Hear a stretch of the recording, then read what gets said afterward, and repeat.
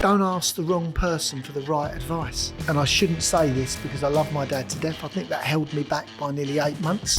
The UK's only Gypsy Billionaire slams the UK government for sending young entrepreneurs and him out of this country. So are you paying less tax in Monaco? The reason for me moving to Monaco was I had 42 tax inquiries which were ongoing. It was actually said to me by a HMRC inspector, they shake the tree of the top 500. Name after name after name are shared of the best entrepreneurs in the UK, the billionaires who've been forced out by the dramatic decline in the UK and the outrageous tax system. It's a friend of mine I was talking to yesterday, worth £7.5 billion. They tried to charge him a re-entry fee and they asked him for £50 million.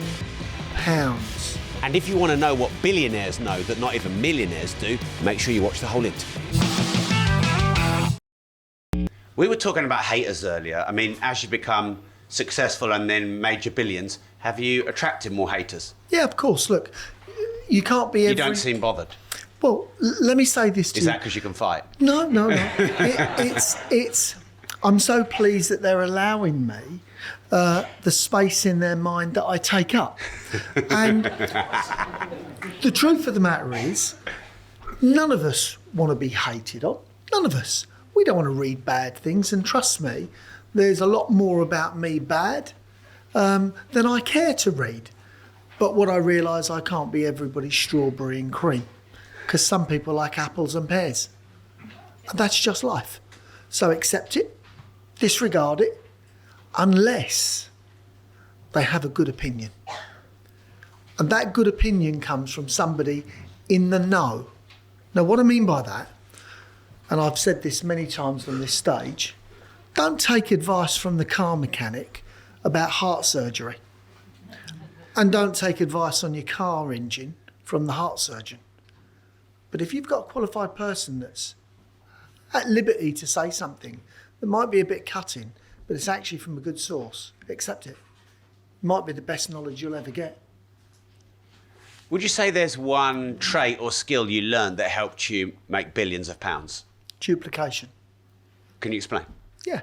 Look, when I've made as many failings as I have success, and if I said that, that would be a lie. I made more failings. I made a lot more failings. The beauty of success is you only have to do it once. And you know, everybody sees the success, but they just don't see the failures. And the failures weren't failures. They were putting me ahead of most other people because at least I tried. Did I get it wrong? And you know, if I can just veer off very slightly, one of the most intelligent men in the world that's ever existed said some of the most common-sensed things that I've ever heard, which was Einstein. Now, you just don't expect somebody like Einstein to say something common-sensed. Now, he said two things which reminisce with me, and I use them all the time in talks, which is, if you ask a fish to climb a tree, it will think it's an idiot. Put it in the ocean, it's an Olympic swimmer and you're gifted beyond all belief. If in a classroom, he did a test and he said, 1 + 1 = 2 and 2 + 2 = 5. But I didn't hear anybody cheer when I got it right the first time round. My point is now what Einstein said was, everybody laughs when you get it wrong. Nobody claps when you get it right. Now, Einstein said this. How much more common sense do we want than that? Now, for me, that just blew me away. Somebody of that magnitude could have that much common sense. Very rare. So you talked about you failed a lot in the pursuit of sex. Many times. Just keep practicing, mate. Well, I'm not saying that I'm a failure, but this is very true. I took a Viagra tablet, it got stuck in my throat and I ended up with a stiff neck. But there you go.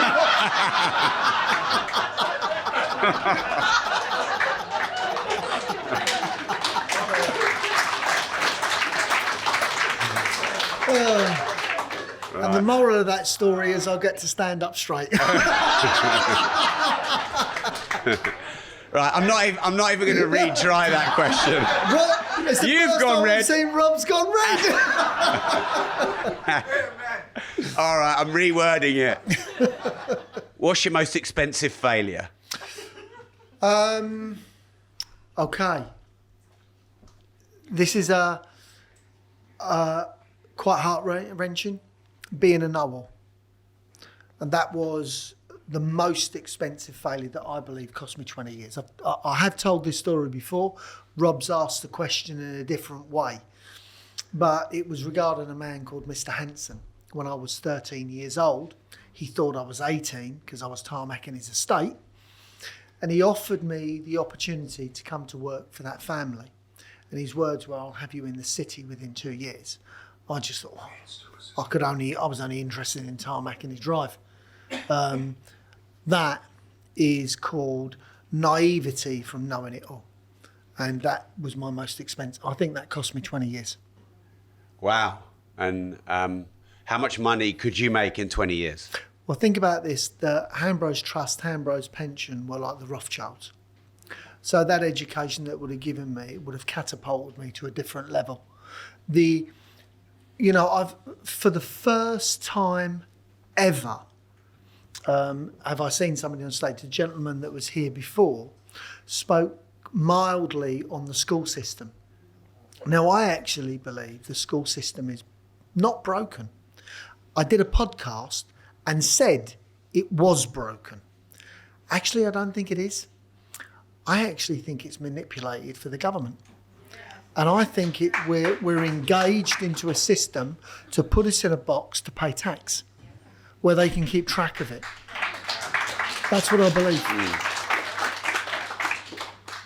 Do you want to talk about that for a couple of minutes? Yeah, sure. Look, I'm I don't consider myself as clever.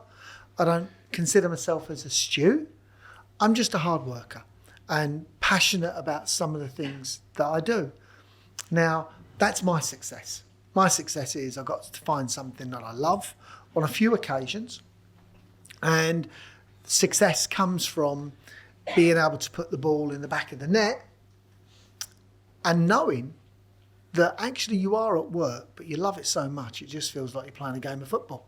Because a footballer doesn't realise he's at work until he turns 35. Then they realise it was a job. Or 50 if you're an elder. Yeah. 50, yeah. Now, So now with regard to, I did an interview on the Daily Mail. Now I've moved to Monaco, and it was asked to me, did I move to Monaco for tax? The answer is no, I didn't. No, I don't pay any personal tax there. But the truth of the matter is... so are you paying less tax in Monaco? Well, I've got a £12.5 million director's loan that I can draw down from my particular company, and you don't pay no tax on your director's loan. I'm not talking about a director's loan where it's a loan. I mean, I've got a loan in the company of £12 million. And if you drew it in the UK, you'd pay tax on it? No, I wouldn't pay tax on that because I'd already put that money over the years into the company, which is 12 million. They can't tax you on twice on it. Wow. So the reason for me moving to Monaco was I had 42 tax inquiries which were ongoing, lasting over 7 years. They found nothing, and then decided... Did they find anything? Funny you should mention that.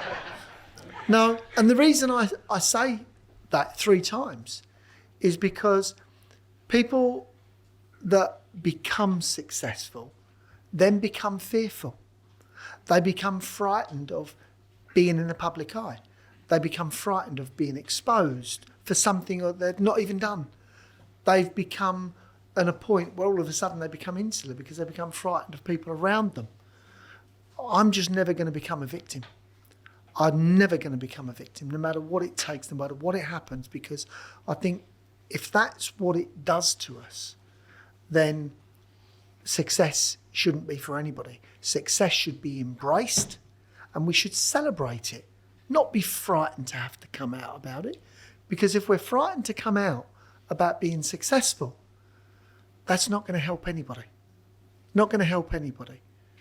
Now, I was asked in that interview, do I think our taxation system is fair in the UK? And the answer was yes, I do. I think it's very fair, and I think it's correct, and I think we should pay tax in the countries where we make our wealth. That's what I believe. But, and I use the word but, should be implemented fairly, not discriminatory. Now you think, well, what do you mean discriminatory? And you may think that some of you, and I'm sure some it doesn't, some it doesn't, that doesn't affect me. It was actually said to me by a HMRC inspector. We look at the top 500 people or taxpayers in the UK. So in other words, they shake the tree of the top 500. So they're all under constant inquiry if you are in the top 500 richest people in this country. Regardless of whether you've done anything wrong or not, regardless, you're just always under inquiry. Yes. And you had 47 inquiries. 42. 42 in how long? 7 years. Does that not break you down? Well, what I would say to you is it's not about breaking you down. It's just a point that somebody has to say, hold on, enough is enough. My next goal now is to open a company in Monaco and pay tax. In Monaco, you pay corporation tax on the company there. I'm going to do that because I want to make a stand that, let me tell you a very, very quick story. I've got 119 parks around the country. So I've had helicopters for a fair time. The Inland Revenue said to me, well, we're going to have to tax you for private use on your helicopter. What? Well, how do I get to the parks? Well, you could have driven. So now they're telling you your job. No. So, why am I speaking up about this? Because I'm making myself more of a target. Are you? Of course. Yeah. Of course. But I don't want to be a martyr for anybody. But I don't want to live in fear. And I think a lot of people say the wealthy should be taxed more. Mark my words on this. Watch the next 5 years and you are going to see. I'm in Monaco now. My phone has not stopped ringing of people saying, why Monaco, not Italy? Why not Portugal? There was a statement made the other day by a Conservative government. Now, I don't vote Conservative or Labour. I vote the man or the woman. So I'm a Thatcher and a Tony Blair person. Whether that sits well with other people, they were the people that I would have backed. Why? Look how the country thrived under them. Look how it thrived under them. Now, this country's made a statement. In the next 4 years, all non-DOMs have got to pay tax on their wealth. Now, you may think, well, that doesn't really affect us. When you've got... So the people who've left the country because the taxes are too high to save the tax are now going to be retrospectively taxed. Is that what you mean? No, sorry, apologies. I haven't explained that very well. No, non-DOMs that are here, that are not British, that have come from another country and decided to make the UK their home, have brought billions. Now, what I can tell you is this. Wherever you're at as an entrepreneur is where you invest. I'm walking around Monaco now and I'm looking at buildings. I'm now, okay, where's the next business I'm doing? Because I'm there. So those billionaires and millionaires that are here that are non-domiciled from another country have now been told, we don't care, you're going to be taxed, even though you're not British. Now that doesn't affect me, doesn't affect you, but it will affect our country because those people are going to take their wealth somewhere else of more welcoming countries.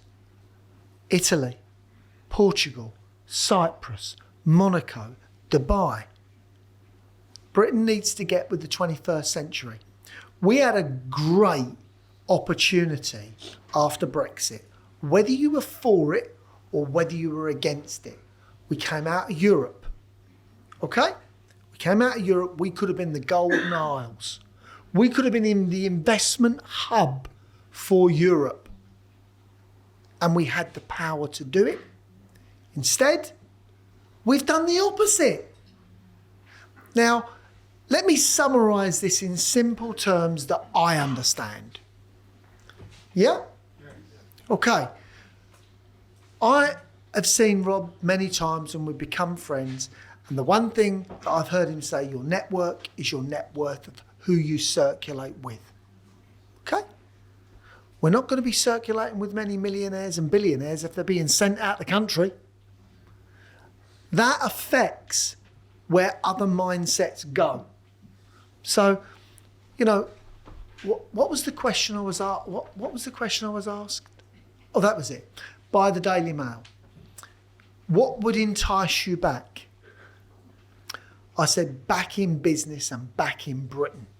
Stop worrying about the rest of the world and worry about us. Because the one thing that I can tell you now, when you get on the aeroplane, they don't say, save the person next to you before you save yourself. They say, save yourself first, then help the person next to you. We seem to be helping everybody else and letting ourselves sink. That doesn't sit well with me. And you feel a bit of passion out of me, and I'm sorry if it comes across that way. I love our country. I love our country. And I think we had a great, great country. But I'm not sure why. And look, we've had a lot to contend with. We've had Brexit. We've had COVID. So has every other country. I wouldn't go that far.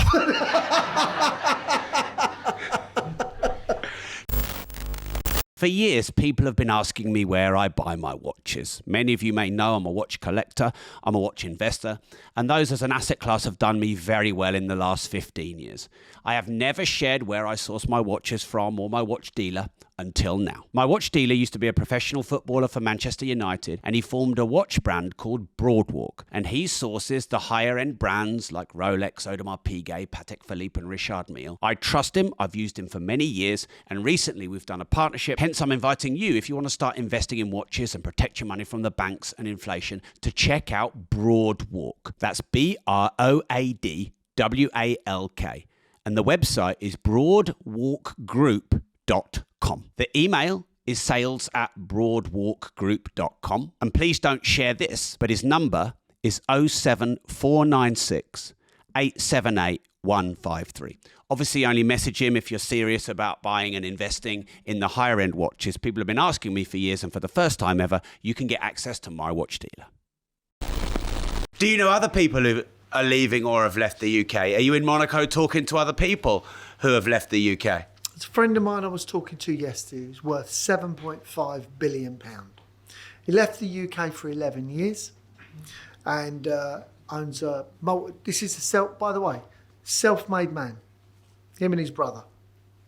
And I said, Ian, are you, he told me not to mention your name anyway. I said, Ian. Dave, it's Dave. Anyway, I said, Dave. I said, are you going to stay? He said, no. He said, you're here now, Alfie. He said, other friends are here. He said, I'm coming. Now, he'd already left once and went back. And they tried to charge him a re-entry fee because they said that he'd breached the 90-day rule or something over the last 11 years. And they asked him for £50 million. 50 million. Now, his words to me was, if they'd have asked for 5, I'd have just possibly give it just to save the grief. He went, but I knew they were taking the... He said, deal with my solicitors. So what did you give him? He said, nothing. Now, I've got to be honest with you. There's a lot of intelligent people in this room. But I'd like to ask you a question. How many of you actually know how the taxation system works? Because I've got to tell you, I don't. All we get told is hold on, it's 25%, 40%. But actually, that's not really the true case. You know, you make a mistake. You make a mistake and you get a fine. Can you imagine doing that to your kids? I'd love to. Every time. I'd love to. But you get my point, Yeah. right? You make a mistake, you're punished for it. So I'm just thinking to you, hold on, is it a case where we're actually wanted to make mistakes? So it's not, you know, how I look at it is I wish I understood it better, because I have to have 19 accountants, 19, Just to sort your tax bill. just to sort out our tax through our companies, but half of them work on us. And I just got to the point where I thought, you know, somebody needs to make a stand. We've lost. Why aren't you then? You've left. You've left us. We're all stuck here. That is the stand. I want to, right, let me just say this. I just want to point this out, because it sounds like I'm talking our country down. I'm not. I want somebody to stand up and listen. So let me say this to you. In America, very quickly, I'm not going to ask a question, I'm just going to roll them off. And if there's anybody that I've missed out, please just tell me. Elon Musk, Jeff Bezos, Donald Trump, Rob Moore. Rob Moore. No, because you're English. You're English, right? Okay. So Mark Zuckerberg. Mark Zuckerberg. Anybody else? Anybody want to throw in there? Warren Buffett. Bill Gates. Bill Gates. Anybody else? Okay. All of those have never set foot to leave the US. Name me the British entrepreneurs that are even still here. Alan Sugar, all gone. And everybody's still heading out the door. Richard Branson, He's gone. gone. Yeah. The man who I consider, Dyson, Gone. Jim Radcliffe, gone. Jim Radcliffe built a business for £40 billion in 20 years from the age of 40. So if anybody ever tells you it's too late to start. My point is this, and then we hear about other countries of how much better Britain is. Well, it seems that France has the richest man in the world, and America, and I get told it's so difficult to employ people in France. Well, let me tell you, I'll let you know in a year's time, because I'm already now looking at 2 caravan parks, one in Saint-Tropez and one in Cannes. And we're going to be investing along that south coast. I'm going to be investing in the US. Now, what it has done for me, and Rob said to me earlier on, what do you think? How are you settling in there? And I said, it's like the fog's been lifted. Sometimes you can be so far in your business that the minutiae detail, even though you're not involved in it, comes to you. Now, all of this, would it stop me starting a business here in the UK? And the answer is no, it wouldn't. But what it would do is make me structure it a completely different way. A completely different way now. And I think that's when you're running a business and you're working on your business really hard, we get on that treadmill, and the moment you first get that little bit of a formula in your business right, you no longer own the business. The business starts to take a life of itself. And you get to ride that horse and jockey it along. You know how far to whip it.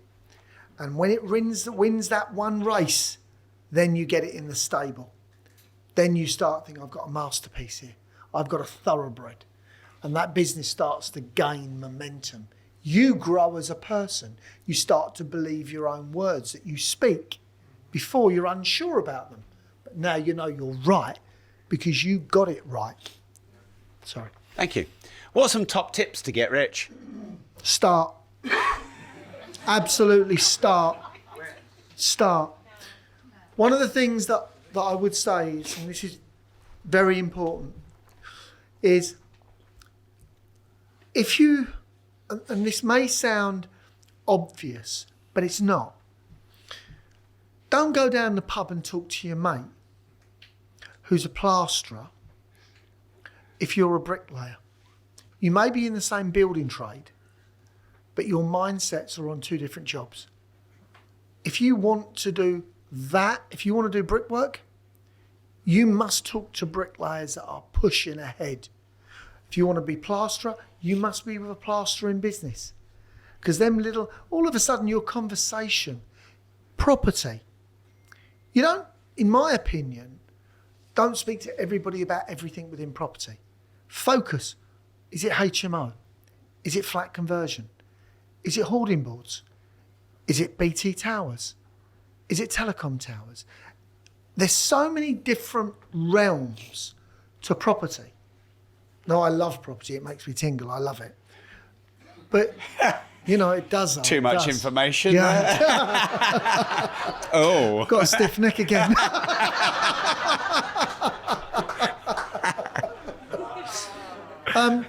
But no, look, yes, start.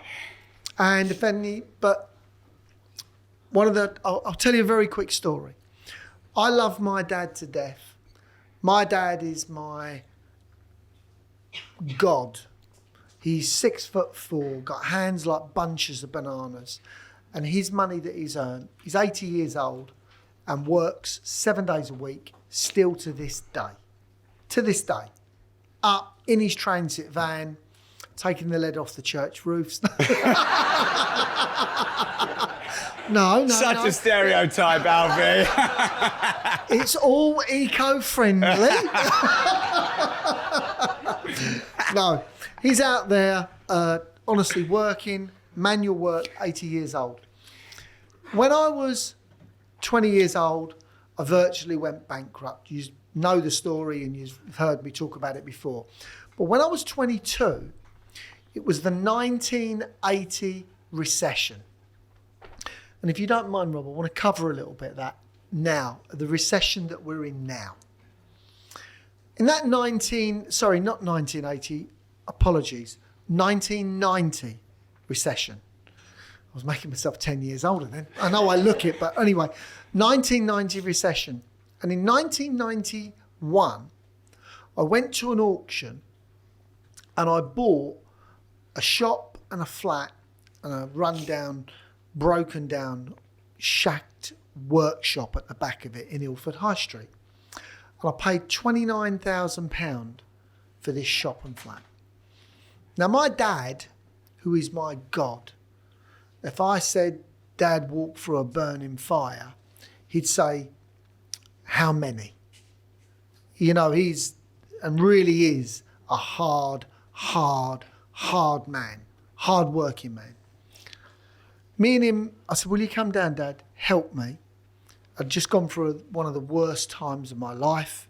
Just, got out of sleeping out the back of the escort van and where I'd had money before. And trust me, it's worse coming down than it is going up. When you're going up, you're building block by block. When you're coming down so fast, the splinters rip your hands to pieces. My dad looked round to me, and I remember this like yesterday. Now, we're in there painting and decorating this shop and flat.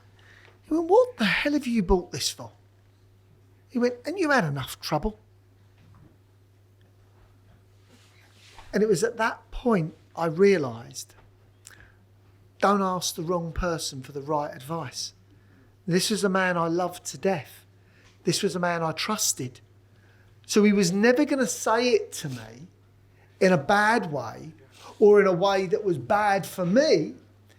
He was going to say it with honesty, because in his mind, I was an idiot. What did I buy that for? And I said to him, Dad, this is an investment. It's going to be one of the best investments I've ever done. He went, son, people can't sell their houses and you've gone out and bought a shop. What's wrong with you? Because that's what his mindset was. I'd asked the wrong person, as much as I loved my dad. The point is here, don't ask the wrong person for the right advice, because you will get the wrong advice, no matter how good intentioned it is. That shop and flat, I rented out, and I swear this is the truth. In the first year, I was receiving £15,000 a year rent, 300 quid a week. So now, what I'd paid £29,000 for was worth £150,000 because it was getting 15 grand a year. Now, thank God I got that one right, because I'd have never lived it down after that. But the point is, yes, thank God I got it right. Because if I'd have got it wrong, and I'd have just come out of the worst recession and virtually lost everything, and I'd managed to scrape the last 29 grand together, I don't think I'd have recovered. I don't think I would have ever gone forward again, because I'd have had the man I trusted telling me, what the hell have you done? And two, so then doubt sets in, fear sets in, and that's the worst thing, because what happens when fear and doubt sets in? You implode. I actually think, and I shouldn't say this because I love my dad to death, I think that held me back by nearly 8 months because I didn't buy anything else. I was waiting to see. So important you get the right advice from the right place. And that's why you're here. That's not me. That's exactly how I see it. What's the hardest lesson from going bust? Don't. Okay. Don't. Oi, you. No. Okay, 3 things. And that's a great question. Never been asked it before. And the information that I'm going to give you now, please take a pen and please write it down.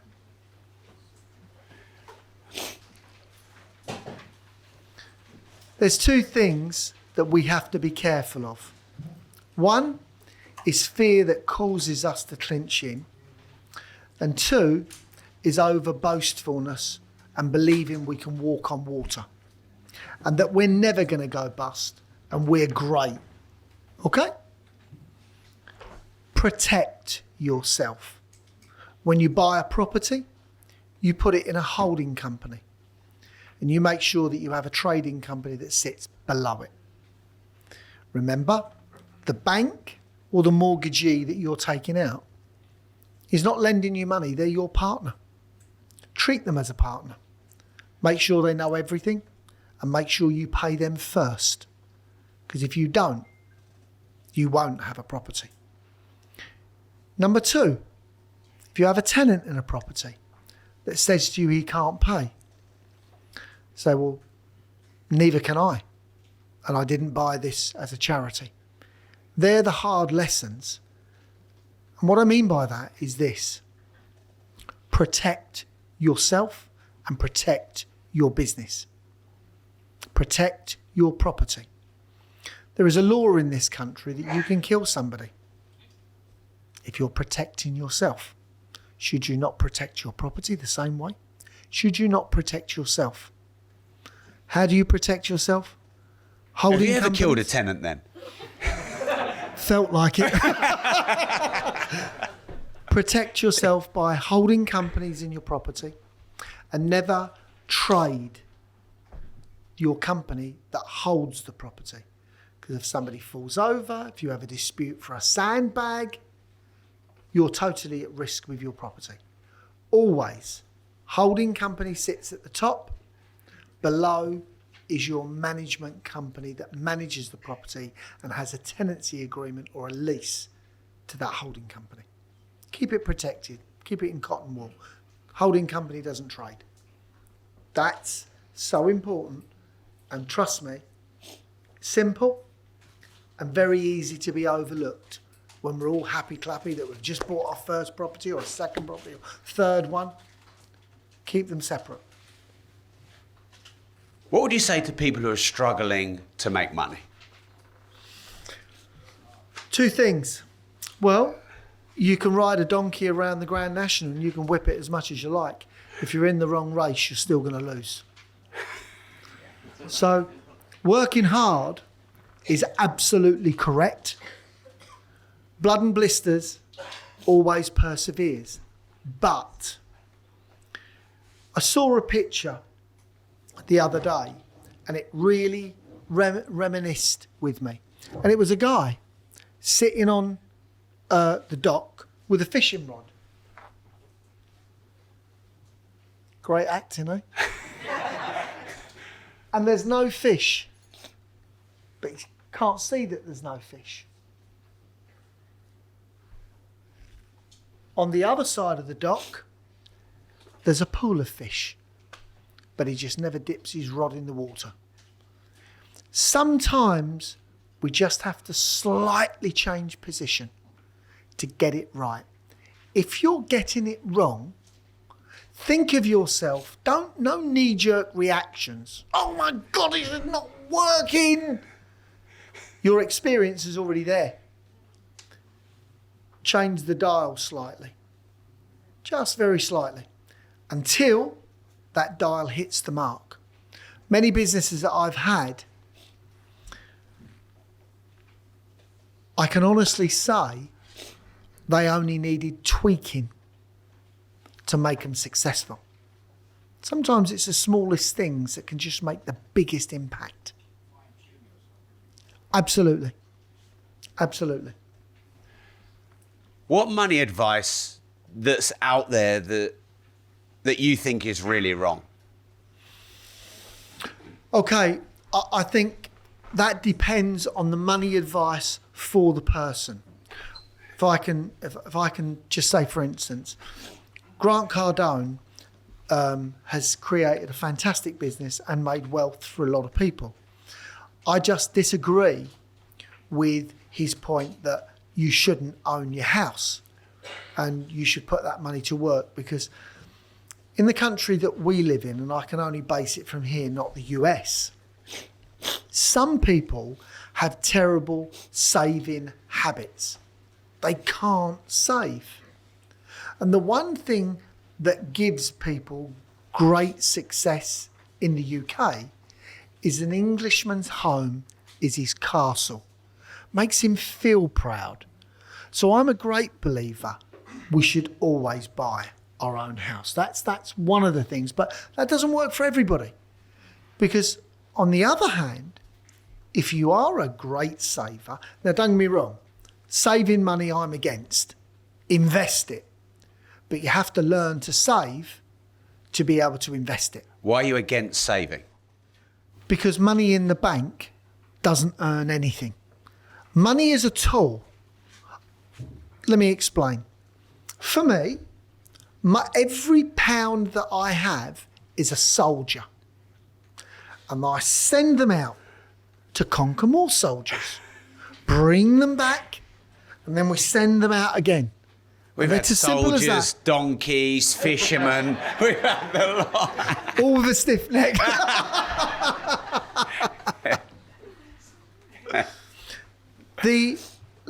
We could all look. Money advice, other money advice that's out there. There's loads of good advice, and there's loads of bad advice. It's actually exactly the same, because bad advice can be the right advice for some people. Good advice can be bad advice for also other people. It's about your own circumstances and what your business is. Now, for me, one question that nobody's asked, but I'll bring it up anyway. If I had to start again, would I do what I did in the way that I did it? The answer is no. Learned a lot of lessons. And what I did when I built my businesses, I went out on my own. And what happened was this. My borrowing within my business is 10%. That's what our borrowing is. That doesn't make me an astute person.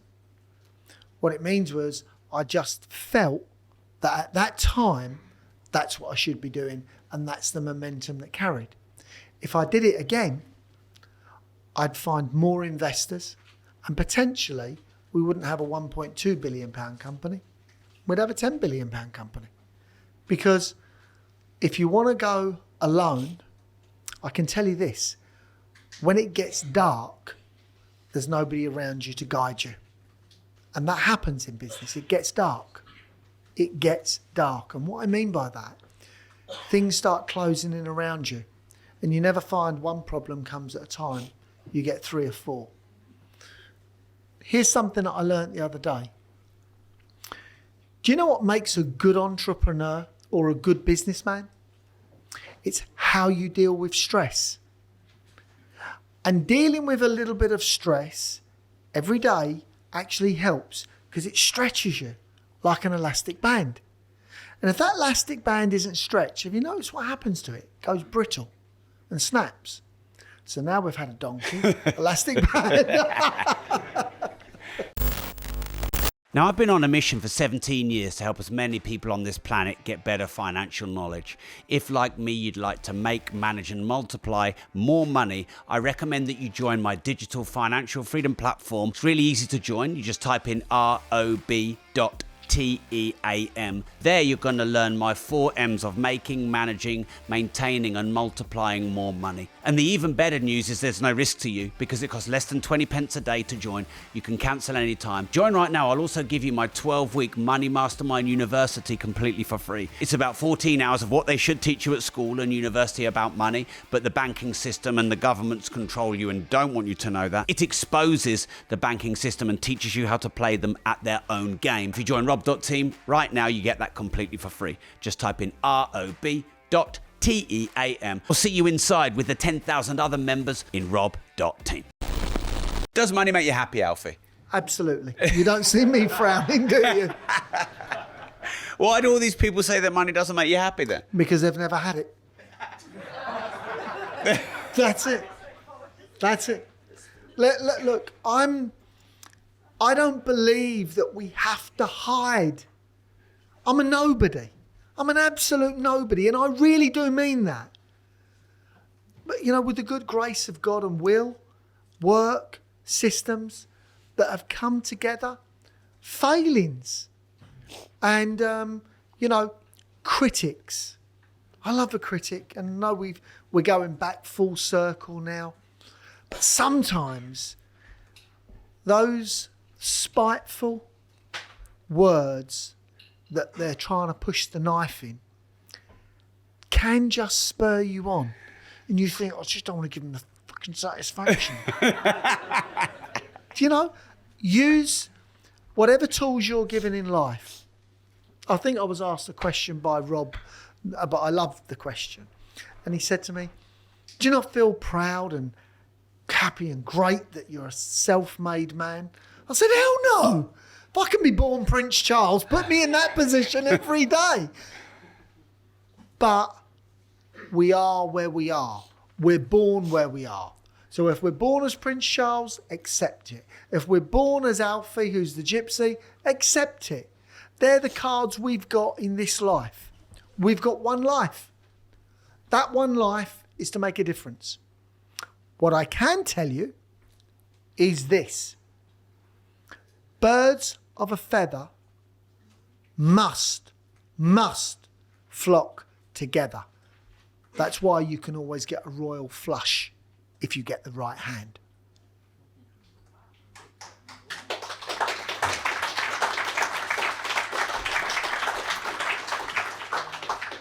We have 7 minutes.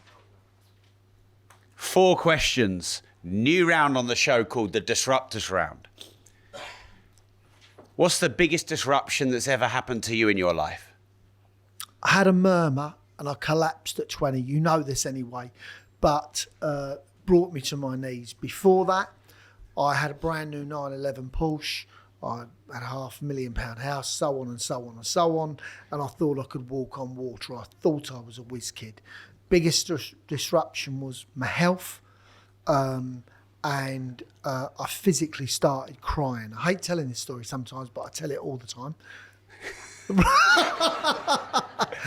You like the Viagra one, though, don't you? I love that. I'm going to use that one again. Yeah. But that was the worst disruptor. The second was the realization of a bad thing that was actually a good thing. And that was, I was overexposed to the banks in a thing called negative equity. And I then later found out that was one of the things that actually saved me from the banks repossessing. Well, because they'd have lost money if they'd have repossessed you. Yeah. So as long as I was paying, you know, like sometimes the worst things that happen can be the best things, but we just don't know it. But the most important thing is to learn from it. What's the biggest risk you've ever taken? Biggest risk I ever took was borrowing £68 million because stupidly I borrowed it against a company at the time that was worth 600 million. I should have been borrowing 500. That. So you didn't borrow enough? I didn't borrow enough. Right. What I did was put myself in a position where the tail was wagging the dog. Remember this, if you're never in control of what your own destiny takes. And so I really try to talk with a common tongue. And the reason I talk with a common tongue is because I'm not educated. But I certainly am educated in the ways of life. That's because I've had my ass kicked so much. That's a fact. What's your most brutal life lesson? Success costs. Success costs. Doesn't come free. And the blessed people that have managed to have success, that it's just fallen at their feet, that's a lottery win. What I can tell you is my success has come hard earned, and it costs. Costs family. It costs time with your children. It costs your health. You know, the stress and that goes through. And they're the things that we never get thanked for. They're the things that we never get celebrated for. And this is why I actually genuinely, it was actually Rob that got me started actually doing talks. My very first podcast I ever did was 10 years ago or something like that, with Rob. I would never been in this journey. I never felt like telling my story. And not because I didn't think I really had one. But what I've learned is people are frightened.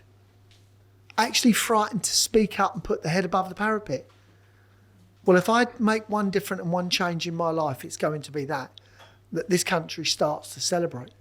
We celebrate the small man that actually grows into the big man. What's the most disruptive thing anyone's ever said or done to you? Funny enough, it was a hater that criticised me for what I was, who I was, and where I'd come from. What did they say? They said, could you come and pick the rubbish up that you left here, please?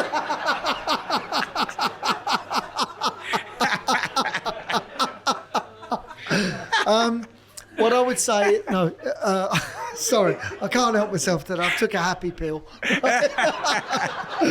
That didn't give me a stiff neck either. Anyway, the worst thing was, let's call them a spiteful critic. And it really does actually show you how some people are hell-bent on having an excuse why they did nothing in their life, why they achieved nothing in their life. And I put it down, and I saw this guy and genuinely saw this. This guy was, now I'm not particularly thin, but this guy was 20 odd stone, sitting in the pub, drinking, and I was at the bar having an orange. And I saw him screaming at the TV, calling Beckham all sorts of, you know, this, that, the other, and he was a mug. And I thought, wow. And then I saw him physically take to his phone and start slating because Beckham missed a goal. And I thought, wow, this is who's giving advice. And it woke me up.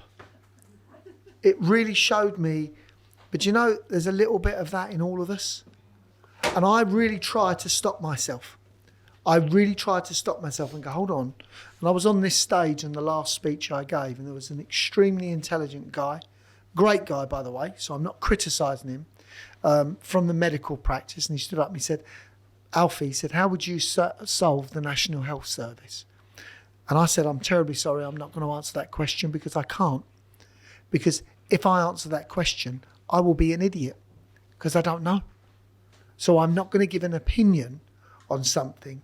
And from that moment, I learned something. I only advise people or give people advice on what I know is solid, what I have a little bit of expertise on. I no longer, even when I go to a dinner party, have a discussion on some sort of politics or something else, whatever it is, religion or whatever, car mechanics, heart surgery, I don't raise my opinion because what I've realised, nonsense, uneducated, unskilled opinions are dangerous. Are dangerous. They can put people back 10 years. So we have 1 minute. So this is the last pair of questions, maybe 30 seconds on each. What's the best and worst advice you ever remember receiving? Worst advice was actually from my dad. You've already heard the story. Said, what the hell have you bought this for, son? Do you not realise this is a man I trust, I love, think the world of, would never have given me that advice badly. Okay? And the best advice I've ever got was from a barrister called Scott Stemp. And I went in and I then realised one thing in my life, and it learnt me a life lesson. The advice he gave me was, Alfie, buy that land next to yours. And we're talking about a slither, which was 5,000. I didn't even want it. I said, why? He said, I will get you planning. He said, and I'll put my reputation on it. I will get you planning on the other 32 acres for building. We got that planning 4 weeks ago. And the moral of the story And is... how much will that end value be worth? 50 million. 50 million. That one piece of advice. How much did you pay him? Did you give him a commission? I did, actually. Yeah, I and, would. And what I would say to you is, be prepared to reward people. Don't feel... Listen, if it's going well, if it's working, remember to feed the horse and not whip it.